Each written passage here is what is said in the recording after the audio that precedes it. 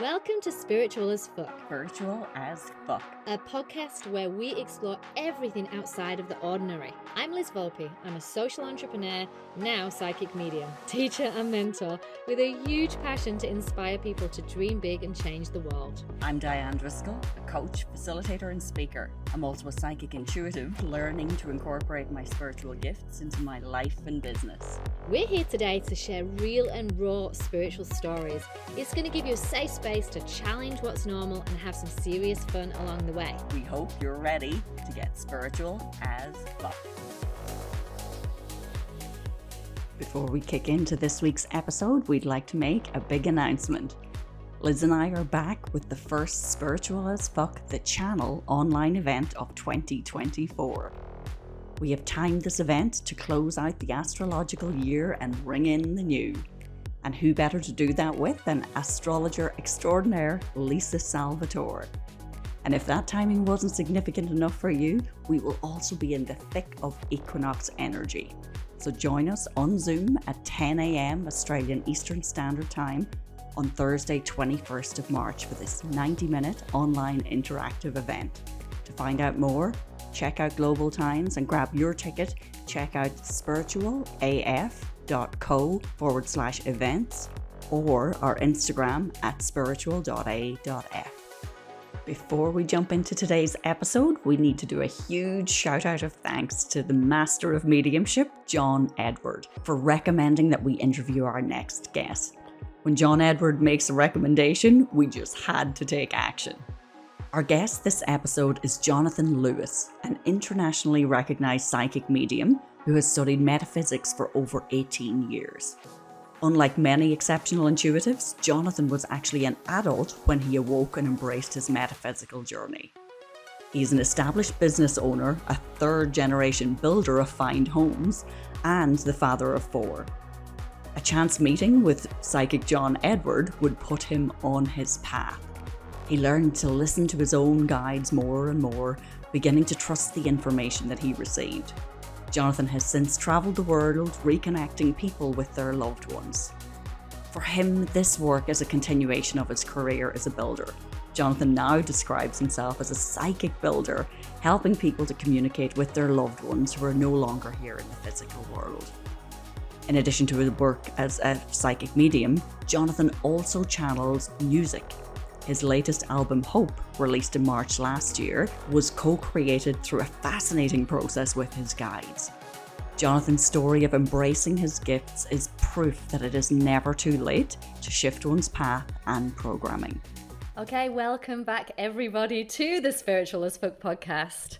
Now, today, we've got a little backstory here before we actually introduce our next guest. But our good pal, John Edward, came knocking a few weeks ago and said, "Are you looking for anyone to interview?" Now, when John gives us a call, we obviously have to say yes. And he put someone forward. We were like, wow, we actually went on his website and we checked him out. 100% need to interview this guy. So today we would like to invite Jonathan on. So welcome, Jonathan. Thank you so much for being here. Thanks for having me. Appreciate it. It's good to see you. All the way over to the other side of the world. You're in New York, is that correct? Yes, I am. Oh, amazing. And we're really interested to get stuck into your story. Let's actually start with the last job, because when we looked into your story, we found this was just so interesting. We've never had an ex-builder on the show. But a few years back, you were like a third-generation builder. Is that correct? I still am. You still are? Oh my goodness, even better. I still build, yeah. Wow. So how on earth did you go from building houses to suddenly having this awakening and moving into the spiritual world? Well, we could blame the other John for that. Oh, really? Yeah. It's John's fault. Okay. It's 100% his fault. In 1997, I was building a development of like 15 houses. And he drove in thinking that he was going to buy a house for me. But his story is a lot more elaborate, where his steering wheel kind of like pulled him into the job site. And he said, well, I guess maybe I'm supposed to look at these houses. And then the next morning, because it was late at night when he did it. And then the next morning, he showed up at my trailer. And he started asking me questions about the houses, blah, blah, blah. And we started to form like a connection, a relationship. And I thought I was going to be building a house for him. I ended up building a house for him, but it wasn't until like 6 years later that I ended up building him a house. But before that, we became friends. Our wives were friends. We all hung out together. And, one day we were sitting outside, like on a deck. And he said to me, just nonchalantly, he just said, I think I'm supposed to train you. Now, what people don't know is, I don't know if they know this, but he's a ballroom dancer and with his wife. And they did ballroom dancing for many years professionally. So I just looked at him and I went, that's not my thing, dude. I'm not really into that. And he literally he just looks right at me and he goes, no, the other thing's stupid. And I said, mediumship? And he goes, yeah. I'm like, okay. And that's how it started. Oh my God. So what went through your mind when you actually really heard the fact that he said mediumship there? I feel like I'm that hope for everybody, to be honest, because I was in my 30s already, and I'm not one of those people that saw like somebody floating out of their second floor window when they were 6. I didn't have any connection to that kind of exposure to the work. My family was not into the work. If you said anything about spirits or anything like that, everybody like poo-pooed it. So for me, it was a very new thing, but I was drawn to it. That I definitely was, but I had no idea. So if I'd never met him, I probably wouldn't be doing this. Wow. So tell us, because this is what I've been fascinated to dig into is, like you're, third generation builder, you are like, at this point, are you a parent at this point? Like, what does your life look like? And how do you start down the track? Like, what does it look like to be trained by John Edward? And also then, like you're 18 years studying all things metaphysical. What does your whole training, how did you throw yourself into this? Because it sounds like you did, like it sounds like you completely threw yourself into it. Well, it became about the ethics of the work, which was the important part. The part that he taught me, or the part that we would go over left and right, was the ethics of the work and the importance of the words that come out of my mouth. If I'm reading somebody, they're going to rely on those words to be accurate. They're going to rely on the information to be accurate. And you can't just nonchalantly say stuff. So what I was taught was the importance of what comes out of my mouth and how it's going to affect people in their lives. So that was what I was trained in. If you ask him about my ability, he'll say, I have nothing to do with that. He goes, that's all him. And he'll always say that. The way he trained me with the work, he literally just threw me in front of people, like in front of the lions. He basically just threw me out there and said, start read people. No mercy. None whatsoever. My first group reading was in front of 8 or 9 psychics. He literally put me in front of a group of psychics to read. Oh my God. Yeah. Oh my God. My heart is palpitating. Like I'm not a psychic medium. So for me, that's like, Liz, I'm just imagining what that would have been like for you in the early stages. I could tell you what it was like. It was brutal. And then afterwards, he said to me, he goes, I can't believe you did that. And I said, what? He goes, I can't believe you said yes to that. He goes, I never would have said yes to that. And I go, are you, Yeah. I was like, you just told me to do it. He's like, yeah, I know. He goes, I guess your ego's in check. That's what I was going to ask, because knowing being what it's like to be a psychic medium, obviously, like it's very easy for the ego to step in and and sidetrack you, so you just can't get anything through. Like, that's really brave. Well, one of the things I like to teach too when I'm talking to people about the work is that you got to have enough ego to do it, but not too much where you're on the other side of it. So the ego has to be in balance. It's the key to all of it. So the more you're in balance, the more open you are to spirit. But the second your ego kicks in, or the fear of the what if happens, everything just shut down and closes up. So you have to be okay with what you're going to say, not care what somebody's going to think about it or if they're going to like it.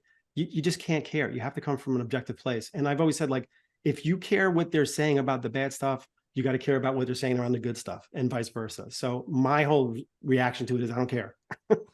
Yeah. Can I ask, Jonathan? Yeah. Or do you remember what the first message was that you delivered and got a validation? So one of the first readings I did was for a friend of John's. Actually, it was a friend of his cousins.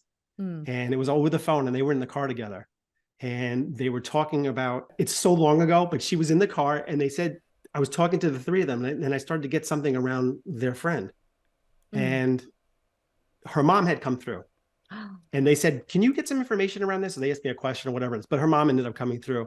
And one of the things that she showed me was like the term, the cup runneth over, like, like when the cup overspills. Yeah. And, tattooed on her arm was a cup with water spilling out of it. Oh God, there's no better validation than that. Oh, that was one of the first, validations. And it was like dead silence on the phone. I'm like, you guys still there?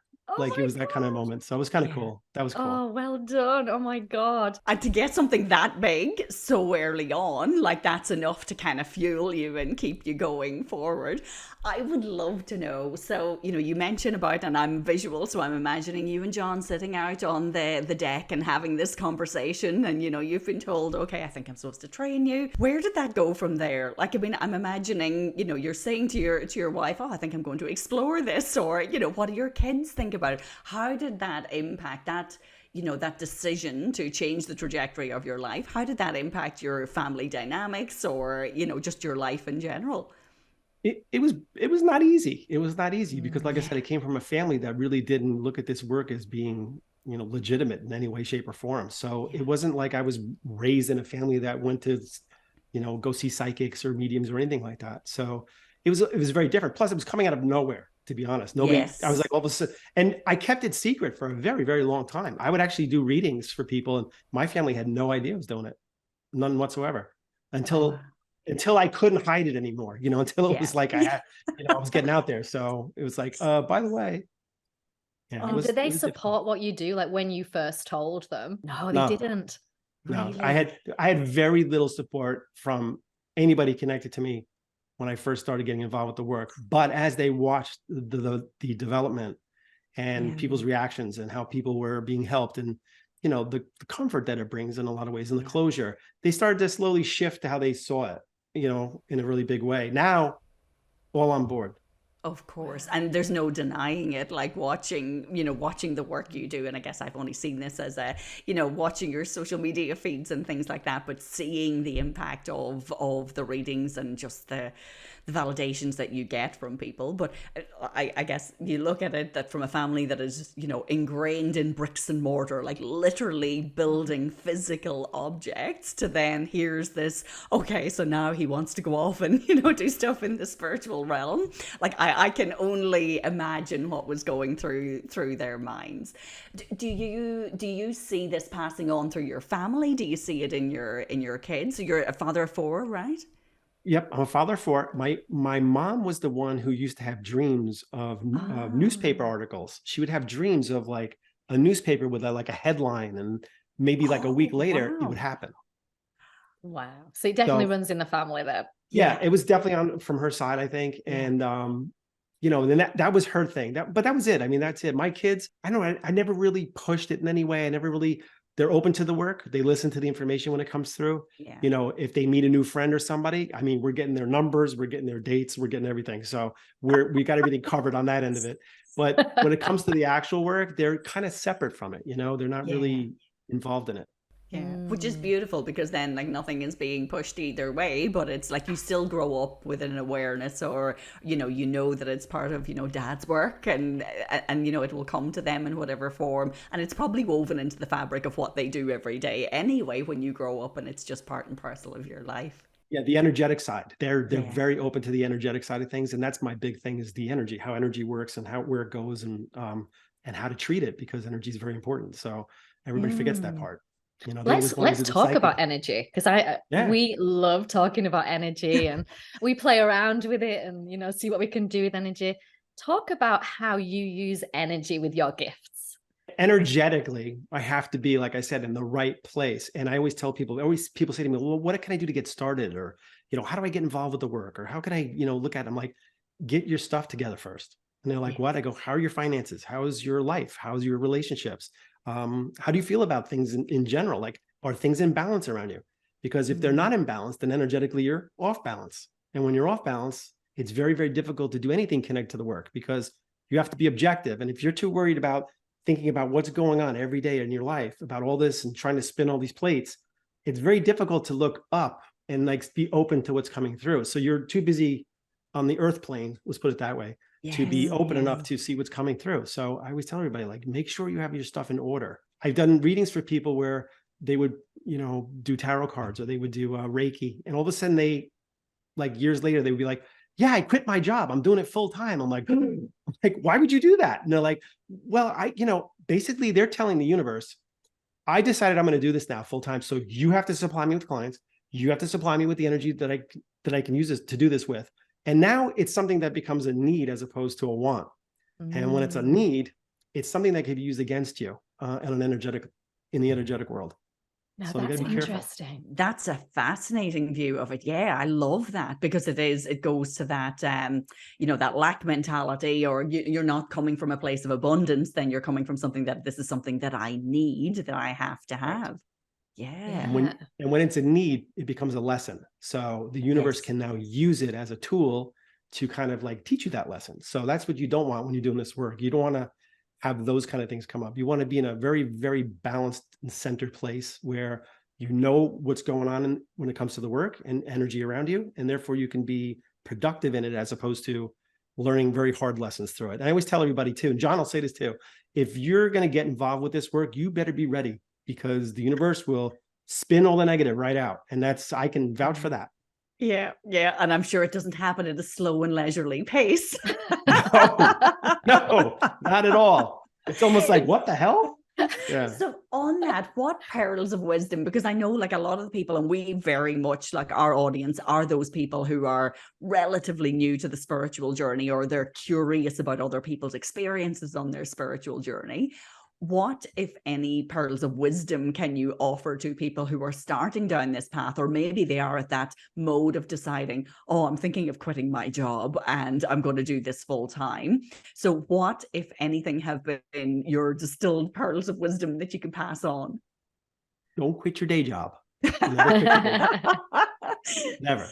I've been doing this for 18 years. And like I said, I'm still building. I literally just finished a house on Long Island, and I will be doing another one soon. So I build from the ground up, and it's just what I've been doing my whole life. And I will always tell everybody, like, you can get as much involved with this work as you want, but don't put yourself in a position where you're relying on the universe to supply you with stuff. That's not a good place to be at all. If you are involved with the work already and you're doing it, be confident with what's coming through. I always see people talk about, when they're doing private readings, how everything flows. But if they're doing a group, or if they're on social media, it's much more difficult. I'm like, that's because you're not willing to take chances. And most people won't take chances when they're public platform. They kind of keep it general, or they keep it like, light. But when they're doing a private, it's like one-on-one. So they don't care if the person disagrees with them or says, I don't have that. They're like, okay, well, anyway, blah, blah, blah, and they keep going. But as soon as you get into a public platform, they go, they get a little panicky, and they stop relying on the information. They stop doubting themselves. So confidence in what you're doing is very important, and not caring what people think. It's my biggest thing, not caring what their response is going to be, because we don't know why we're getting certain information. If you have 45 minutes in a reading and somebody's coming through and there's something that person needs to hear, whether they like it or not, that's what they're going to use that time for. It's not always about what you want to hear or who's going to come through for you. Yeah, so true. How does your information come, Jonathan? A lot of different ways. So there's the 3 clairs, which are the main ones: clairvoyance, clairaudience, and clairsentience. Clairsentience is feelings and emotions, which is how I get most of my information. I'll actually feel like I'm stepping into the energy that's coming through, and I'll feel like how they would react to things, how they would say things, or how they would talk. I also get, through feelings and emotions, factual information, because I'm a factual reader. So everything for me has to be black and white when it comes down to it. Even a feeling and an emotion. Like if somebody was not a nice person in life, that's how they have to come through for me. Because if I said, oh, they're on the other side, they're floating around, they're all happy, you'd be like, really? Because they were really a jerk. So they have to come through in a way that you would recognize it's them. That doesn't mean they're still like that, but it's like, oh yeah, they were like that. That makes sense. If somebody was like a little angel on earth, that's how they're going to come through as well, so that it's them.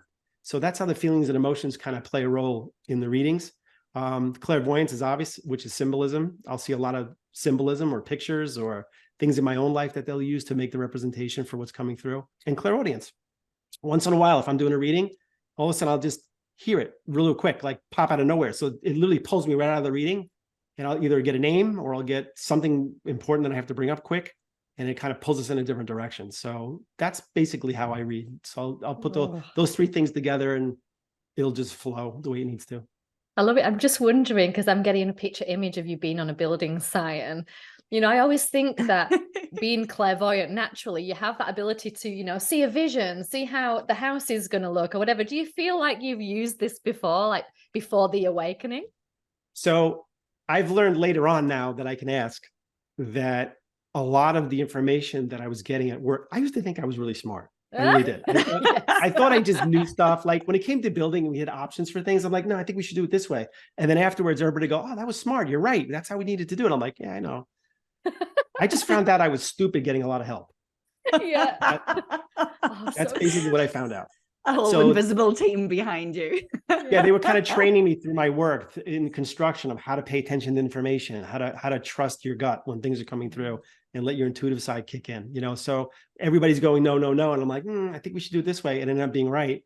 Yes, I was a little cocky about it because it was construction, not spirituality, but yeah. I've learned later on that it had nothing to do with me. So it's kind of funny,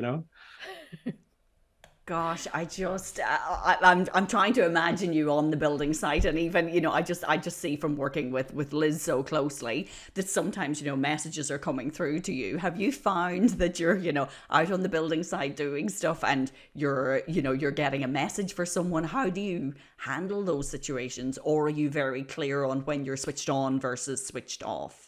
I don't really have that happen, and I'll tell you why. I learned early on in my training that if I'm not working, I'm not open. I mean, I'm always psychic. I'm always getting information that way when it comes to either building or even stuff in my own life. But when it comes to connecting or having somebody come through, it's very, very rare. When I'm working, I'm open. When I'm not working, I'm shut down. They know that. I know that.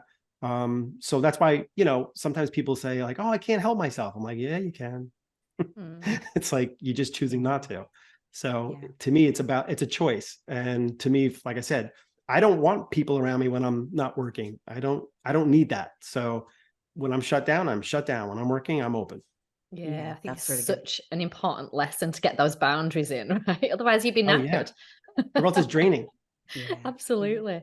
Let's go on to talk about your music. Okay. Diane and I headed over to Spotify and had a little bit of a listen, and I am like the biggest fan of anything piano. So I was like, oh wow, I cannot wait to listen to more of your music. But can you talk us through how you went into music, and tell us everything. So I don't technically play the piano. I was never classically trained. I just hit a note and it kind of sounds good with this note. And then I kind of put them together. That's how I learned how to play piano. And I didn't have lessons. I can't read sheet music when it comes to the piano at all. Wow. So it's kind of like what felt right and how I got started. We could thank Mr. Edward for this as well. So we were on tour together, actually. We were in South Africa and he had gotten this room that was like a giant suite. And in the middle of the suite, there was a bedroom one side, bedroom on the other. And in the middle, there was like a giant foyer area and there was a piano in there. And I just sat down and I just started playing. And he was on the phone with somebody and he goes, hold on, I'll call you back. He goes, I think they sent somebody in to play the piano. He goes, I got to get them out of the room. And he walked out and saw me playing. It was completely thrown, started recording me on his iPhone.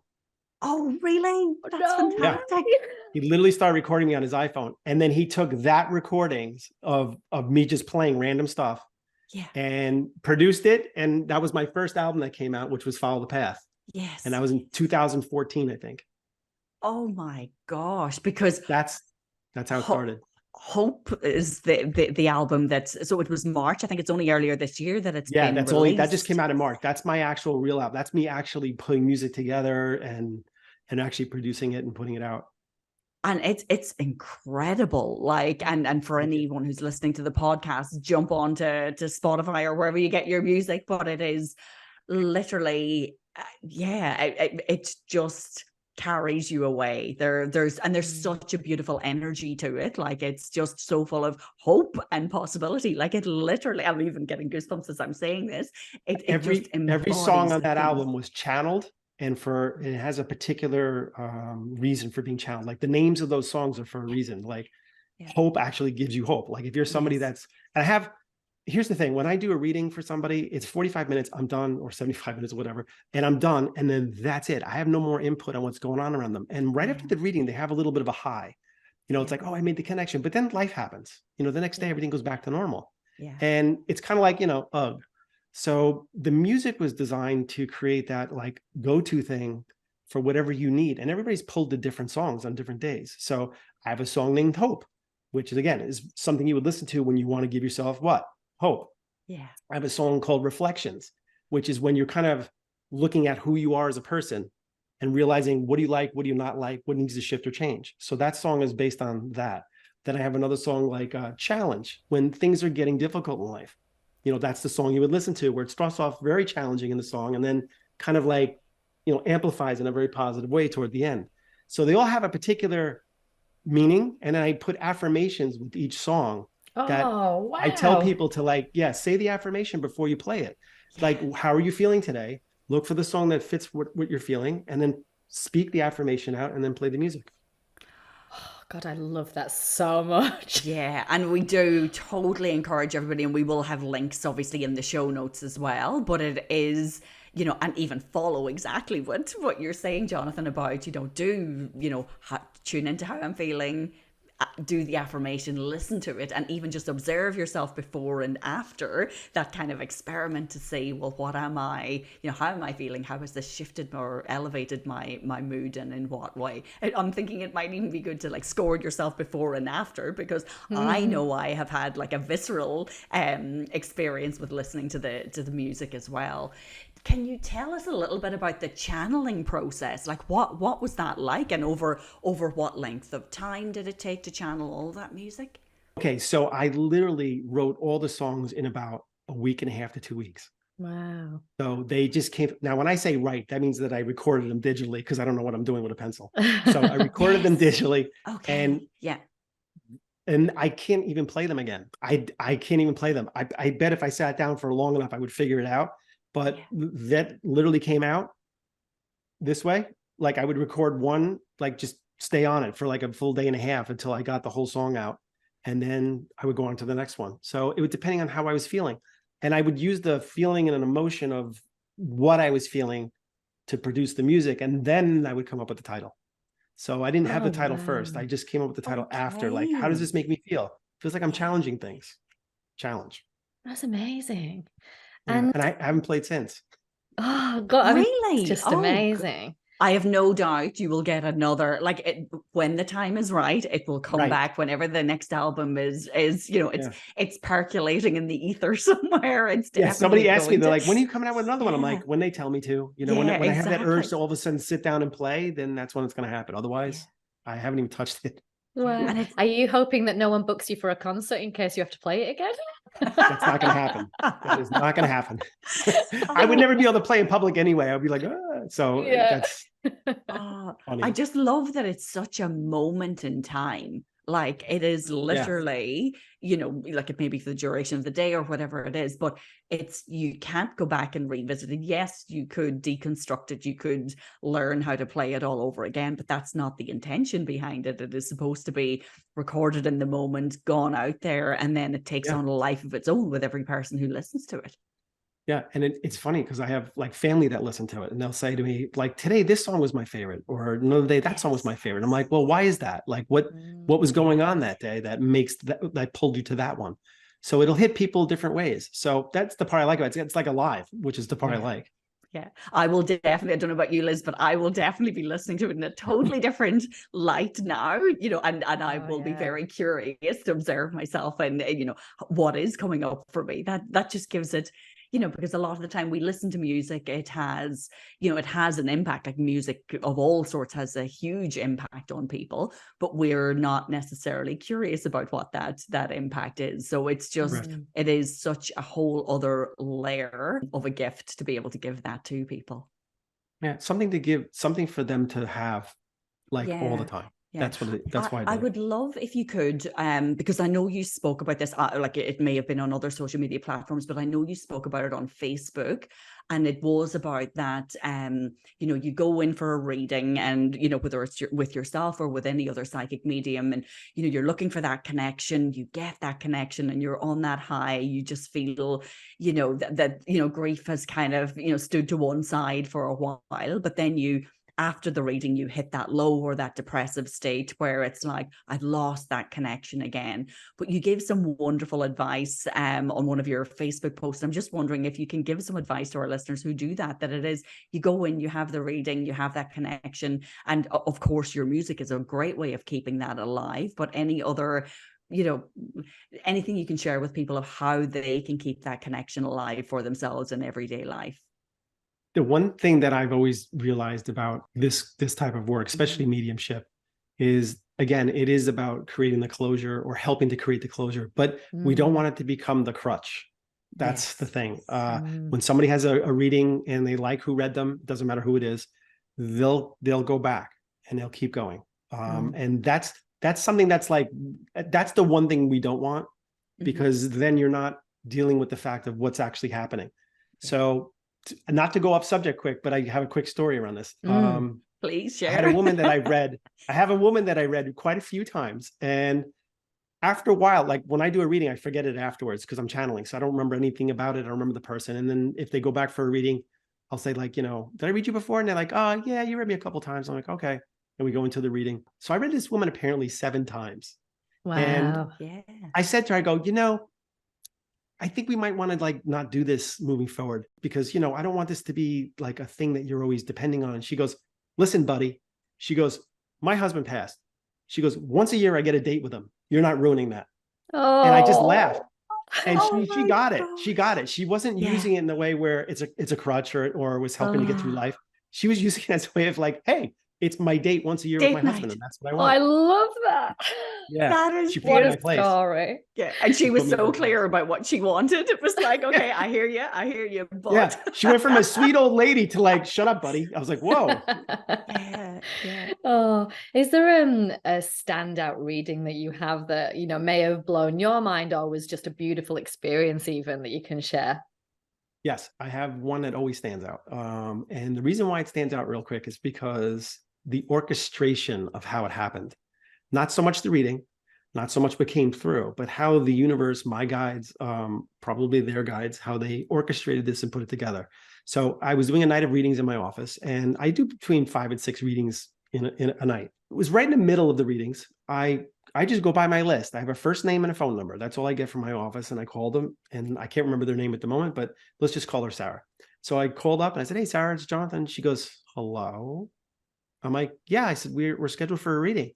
And she said, no. She goes, I canceled that. And I said, oh, all right. I'm sorry. I go, must be a mistake on our end. I go, but you're on my list. I go, so I'm here. If you want to do it, let's do it, because I have the time to kill anyway. And she said, all right, like that. We ended up going through the reading. It turns out her dad had come through, and her dad was an abuser, and she was abused by him. And the reason why she canceled the reading was she had made a choice to unalive herself. Oh, gosh. And she just canceled the reading and was basically going down that path, and said that, and she told me all this after. And she canceled all her appointments for everything and everything like that. And so when I called her, she was completely caught off guard. So the universe made that happen. Her dad had come through. And I always tell everybody, you don't have to forgive anybody that does anything not nice to you in this lifetime. You don't have to forgive them. But he came through, and he came through with such information that she needed to hear for her. And it altered her perspective in that moment. And it kind of shifted things. I don't know what happened after that. I don't know if she's still around or not. I don't know if she stayed. Yeah.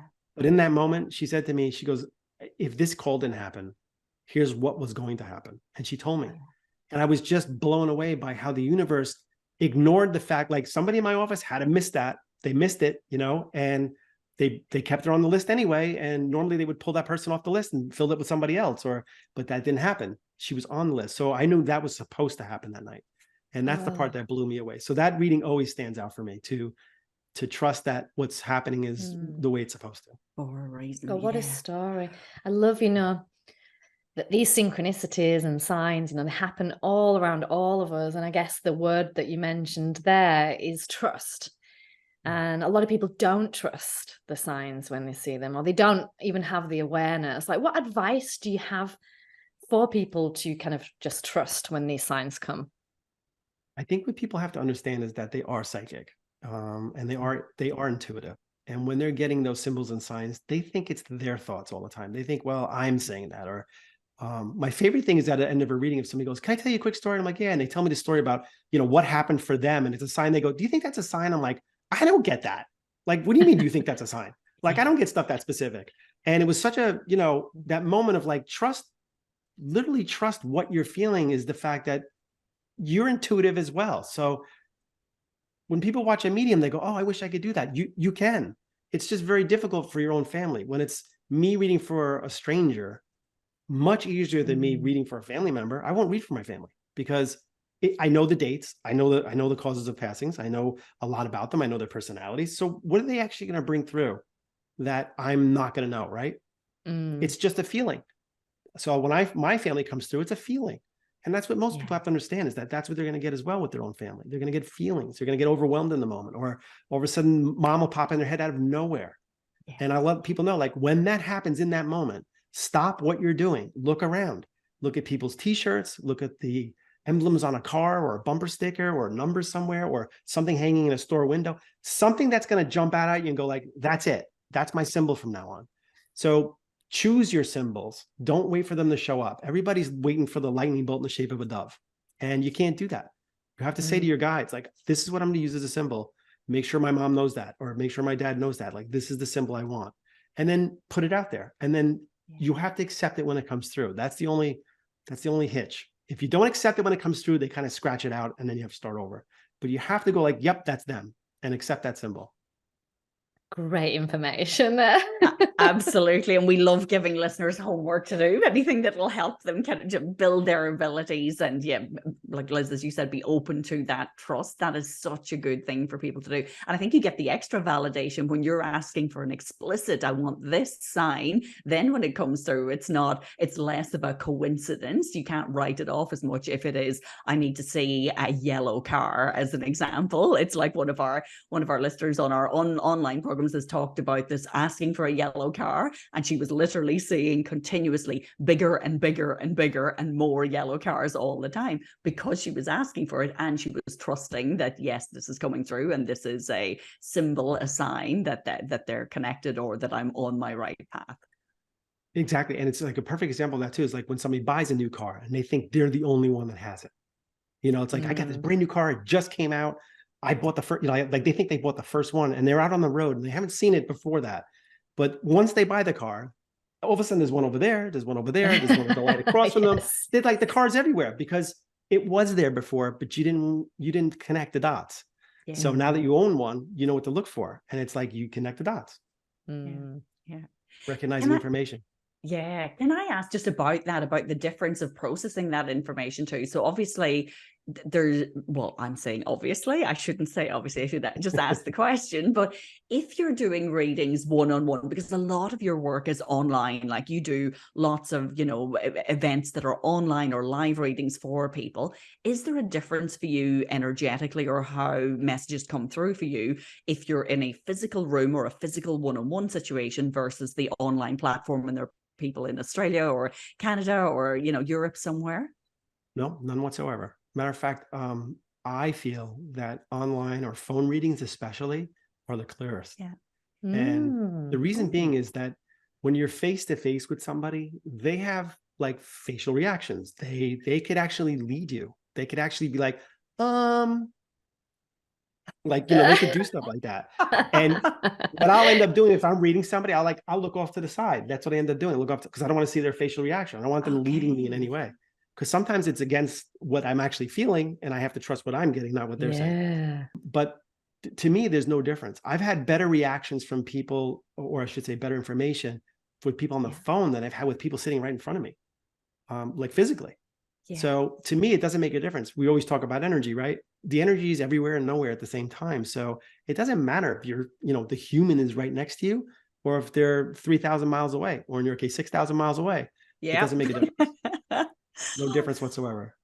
I just love that, because it is then as a medium you can choose and decide, okay, do I want to have more work online, do I want to have more in person? It just gives you that freedom to choose. Do you have a preference for whether you're doing, or do you like to just mix it up and have a little bit of everything? Well, when COVID hit, I ended up doing Zoom groups, which is Yes. actually cool. And I'll do up to 75 people in a Zoom group, or 100 people in a Zoom group. And in the beginning, that was difficult. So to give you an idea of how things had to shift, when I first did my first Zoom group during COVID, I was completely lost on the screen. I didn't know where I was going. I didn't have a poll. I didn't have anything. I didn't know what was going where. Now, very, very different. I'll literally get pulled to a person on the screen, literally the box. I'll get pulled to the box, and then they'll play Connect 4 for me. So that I'll hear in my head, over 3, down 2. Oh, wow. Oh, this is That's fascinating. specific. Wow. And then I go there and then down to 2. And then I start getting information around that person, compliments of that person. So I always tell everybody, when they're in a Zoom group, they're all family. So your families are going to help me to move around. So it's kind of cool to watch. And that's exactly what happens. They literally move me around the screen. So that made my life a lot easier, but it took a while to get there. But it's about learning to understand how it's working, Yeah. And trusting so much to learn. Absolutely, totally, because it is trust plays a big role in that. Trust is a theme through all of this, but it is I guess there's the trial and error too. It's okay, am I listening? Am I going to follow through on these instructions that I'm getting? But over time, your trust muscle, so to speak, has definitely been well exercised. And it's through trial and error, making a mistake, getting it wrong, learning what to do different next time, so that you don't make the same mistakes over and over. But I'll always use the example. There's a famous baseball player in the States, Babe Ruth, back in the 40s, I think it was. And he was known for having the most home runs. That's what he's known for. But what people don't realize too is he also had the most strikeouts. Yeah. And it's kind of if you're going to go for it, go for it. If you strike out, you strike out. But you learn okay, that's not where that goes. So that's how you learn your symbols. It's where does this work? Where does this not work? And through trial and error, you figure out your symbols and what they mean. Absolutely. And a few minutes ago, you mentioned spirit guides. I'd love to ask you about this, because, we always get people that message us, and how do I connect to my spirit guides? How do you work with spirit guides? And do you have any kind of practical tips on anything that our listeners can do? So I'm very grounded. So when we talk about spirit guides, I don't really care who they are. The reason being is because they're always changing. I think that people have to understand that part. Depending on what you're working on in your life, you'll pull in different guides for different things. So I know you have a master guide. I'm sure John has mentioned this, but you have a master guide that's with you from the day you're born to the day you pass. And that one's with you all along from start to finish. But in between, if you're somebody that's sitting on a couch all day and not working or not doing anything in life, or just doing nothing, I don't think you're going to have a lot of guides, because there's no action. There's nothing happening. Wow. But if you're somebody who's making efforts to grow and expand and become, higher frequency level in this world, then you're going to pick up other guides, because they're going oh, we got some action here, so let's jump in, and then you pick up more guides. So when people say oh, who are my guides? I'm who cares? Who cares who you guys are? That's how I look at it. So to me, guides are helpers, they're teachers, the ones that kind of give us the opportunities and the path. And then I call our family the cheerleaders. So once we make a decision or a choice, then our family on the other side backs us up energetically and helps us to get through it. I love that. And I don't know if you just saw my face, but a bird just slammed into my window, and I actually did a jump as you were talking. I'm is that my spirit guide there? Oh, wow. A message coming through for me there. I just jumped out my skin. It's so funny you say that, Liz, because in Ireland, a bird banging into the window is a sign of death. Oh gosh. So, but just the fact that what we're talking about, it's all about that transition. We're talking about death. Yeah. So it's being validated. Wow. That's crazy. Shaking. I'm sure it's Actually, maybe okay. I jump. hope. Yeah, totally. You can go outside, check later. Yes. Check it's okay. Oh, funny. Diane, do you have anything that you specifically want to know? Because when we have a psychic medium on the show, there's so many questions.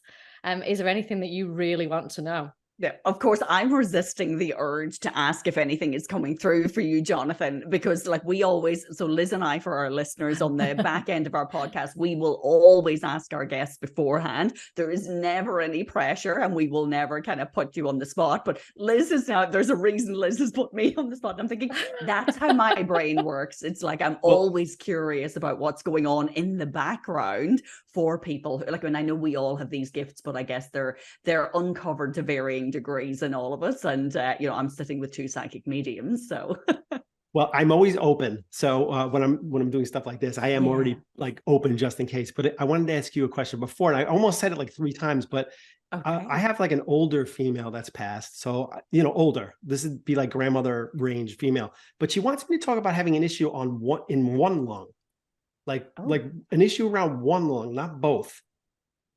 This could make sense for me. Okay, then I don't feel like I want to talk about both. I want to talk about like one side being a big issue or one side having an issue. Now it's either going to be on that person or somebody here, but that's what she's showing me. And she's telling me to talk about the Gemini living, like she's waving to Gemini, and end of May, beginning of June birthday. Is that resonating for you, Liz? I mean, the Gemini thing's not going to happen for me because I'm really bad at remembering anyone's birthdays. So that would be like May 22nd to June 21st, but they're living. They would have to be living. So when they wave, for me, that means that the person's living. They're not past. Wow. And you feel like the person living is the person with the problem with the lung? No, that's my validation that I have this person. They're telling me that connected to you would be a Gemini living connected to you. And they want me to talk about Betty. Who's Betty? Or Betty. Always happens this. Whenever I have any type of reading, my mind goes completely blank. And I remember John Edwards saying that, like, you get literally amnesia. Now, because you're both in the room, they're showing, hold on. No, it's Betty. I feel like I know a Betty, but I just can't think who it is. And you've had the lung connection, Liz, as well, correct? So it sounds like it's more for you. Liz, what would be the lung thing? What's the lung thing? Well, my grandma had really bad problems with both of her lungs, but specifically one lung through her life. But she's is that mom's mom? Yes. Okay. And she's also telling me that is there a birthday right around like Valentine's Day? My son's, and it is a special date around Valentine's Day, actually. Okay, because it can't be about like Valentine's Day. It's got to be like something else, either on Valentine's Day or something else connected to Valentine's. Do you want me to tell you what? Sure. It's my wedding anniversary. There you go. Okay. So she's telling me, she's like, talk about Valentine's Day. And where's the 2 kids? Yeah, mine. I've got 2 children. Okay.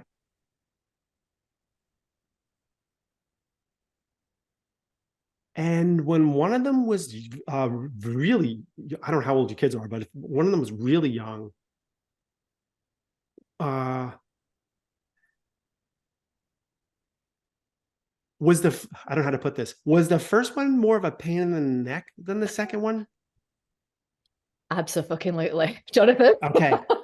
She's making me feel like if you had this one second, you would have lost it all. Like you would have been like, get out. But because you had it first, because you had this child first, you had more patience, more understanding. But then the second one came, you're like, oh my God, like what a difference. Yeah, so you would have been spoiled by the second one and you would have had no patience for the first one. So she's kind of laughing at that. Oh my God, I love that. And hopefully when my son listens to this down the line, I love you so much, even though you were a pain in the ass. That's great. Yeah, that's just her way of coming in to say hi. Oh, thank you. And it's funny, I've been talking to her a lot and I've actually had so many signs from her the last week. So that was beautiful that she came through. Thank you so much. Good timing. It's really interesting to watch you as well, because as you're getting that message, you are looking over to the side, your eyes are moving around. Like, it's really great to see what happens. As you know, the messages are dropping in for you. I loved that. Yeah, it's I call it the whiteboard. So when I look to the side, And sometimes on TikTok, it's funny because people go like, he's looking at a computer right now. So I'll pick my phone up. I'll literally pick my phone up and show it in that direction. There's nothing there. And they're like, oh. So, but I call it my whiteboard. So I'll see pictures on the whiteboard in my head. So that's where I get information from. Oh, amazing. And I'm sure that everybody listening is like, where can we come and find you? Do you see people can actually book readings with you still, Jonathan? Yeah, I have readings put in. I'll be putting in Zoom groups for the next, coming up in the next year, but they can go to all my, socials or, into my website. Yeah. Oh, and you're a bit of a TikTok phenomenon, Jonathan, as well. I enjoy it. Who's into TikTok, then that's definitely one of your preferred platforms. Yeah, I like going live there. I have a good following there when I go live, so it's a lot of fun. And I think our listeners have only gotten the tiniest snippet of your gift in watching the reading there for Liz. But yeah, I just know it fascinates me watching you. Like, I've been watching your TikTok, but on Facebook, and I just love, and again, like Liz was saying, you're looking off to the side, just watching how you bring your messages to the fore and seeing the validation. Like, it's just fascinating to watch. Thank you. I like using comedy too. I use comedy a lot because that's just I like laughing. So to me, I don't see why comedy can't be used or have some fun with things. So I like to do posts with some funny things in it, or I'll joke around about stuff because nobody said that death had to be sad. Yeah. I look at it. I really do. People ask me, how do you feel about passing? How do you feel about, when your time comes? And I'm like, I'm okay with it. I'm like, I don't want to leave. I want to stay as long as I can, but I'm not afraid of it anymore. I'm not worried about where I'm going. And that's, I think, the greatest gift that they ever gave me when it comes to this work is the knowledge of knowing, like, there's so much more than this. It's so much bigger than this. So for those people that are missing the person that they grew up with, the person that they had their whole life, and now they're not here anymore, I can promise you, you are with them on the other side already. Past, present, future is happening all at the same time. So that's why they don't miss us. People ask me, like, does my mom miss me? I'm like, no. And they're like, what do you mean she doesn't miss me? They get like annoyed with me. I'm like, because she's with you. She's already with you. You're just the piece of the bubble, the little bubble that's coming out and playing the role of you in this lifetime. And when you're done here with this little blip on the radar, you're going to go back to the whole and you will be with them again. So no fear. Beautiful. Oh, we can't even ask you another question after that. I feel like that just summarized the entire chat so well. Thank you so much, Jonathan, for being here. You're welcome. Today. You guys are awesome. I have to say as well, I want everybody definitely to head to social media and your website. We'll put all of the links on the show notes, and you have really beautiful energy just to even kind of sit here and spend this time with you. I can just see why you're so incredible at what you do. So yeah, thank you for giving that snippet of time to us and to our audience. And we're very, very grateful. So keep doing a great job. Thank you for having me. That's it for another episode. Thank you for listening. Did you know that we are building a movement of 1 million people who are spiritual as fuck? We would love for you to join us. You can start by leaving us a review on Apple Podcast. Every month, I'm going to intuitively choose one person and do a psychic reading for you. So follow us on Instagram, send in your stories and topic suggestions, and join the movement at spiritual.a.f. Until next time.